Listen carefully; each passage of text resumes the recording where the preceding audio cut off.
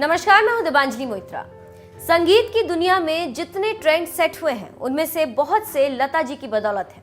वो आज बेशक दुनिया से रुखसत हो गई हैं, लेकिन वो संगीत जगत को एक नई ऊंचाई दे गई हैं। यही वजह भी है कि आम लोगों से लेकर खास हर कोई लता दीदी की आवाज के दीवाने रहे। लेकिन जहां देश भर में लता जी के इतने प्रशंसक हैं, ऐसे में क्या आप जानते हैं कि लता जी किसकी प्रशंसक रही? बात 27 जनवरी साल 2014 की करते हैं, जब मशहूर देशभक्ति गीत ऐ मेरे वतन के लोगों का स्वर्ण जयंती समारोह मुंबई के महालक्ष्मी रेसकोर्स में आयोजित किया गया था।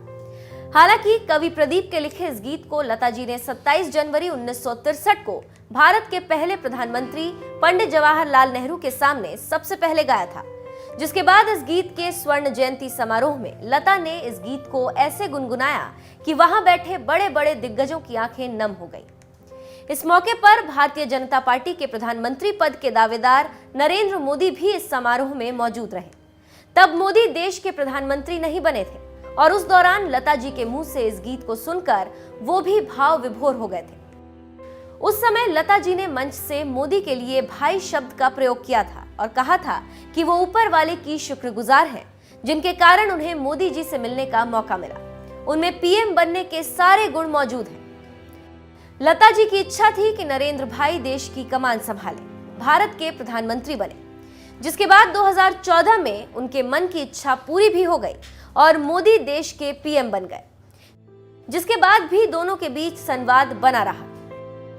मोदी उनके हालचाल लेते रहे और लता जी उन्हें पत्र और भेंटें भेजती रही, जिसकी चर्चा स्वयं मोदी ने मन की बात में भी की थी। प्रधानमंत्री की लता जी से बातचीत अमेरिका के दौरे पर जाने से पहले हुई थी। इस बातचीत में नरेंद्र मोदी ने लता जी को दीदी कहकर संबोधित किया। मन की बात कार्यक्रम के दौरान पीएम मोदी ने लता जी से बातचीत के अनुभव को बाद में देशवासियों के साथ भी साझा किया। नरेंद्र मोदी ने कहा, लता दीदी से बात करने का अनुभव ऐसा था जैसा किसी छोटे भाई और बड़ी दीदी के बीच दुलार का होता है। आज की मन की बात में देश की महान शख्सियत की बात करूंगा। हम सभी हिंदुस्तान वासियों को उनके प्रति बहुत सम्मान और लगाव है। वो उम्र में बहुत बड़ी हैं, हम उन्हें लता दीदी कहते हैं। लता दीदी को अमेरिका दौरे पर रवाना होने से पहले मैंने उन्हें जन्मदिन की अग्रिम बधाई दी थी। मुझे इस बात की बहुत खुशी है कि लता दीदी की माँ गुजराती थी। जब मुझे दीदी से मिलने का सौभाग्य मिला तो उन्होंने कोई न कोई गुजराती खाना मुझे खिलाया।